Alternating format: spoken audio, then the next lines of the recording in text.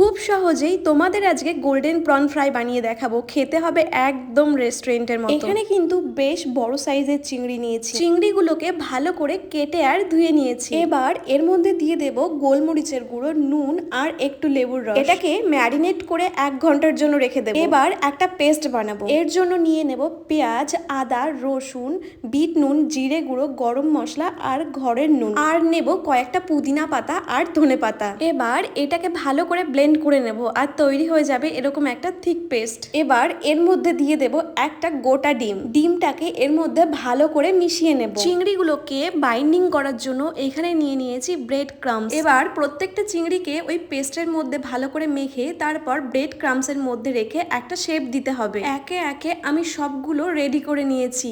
এবার এগুলোকে আমরা ফ্রাই করে নেব।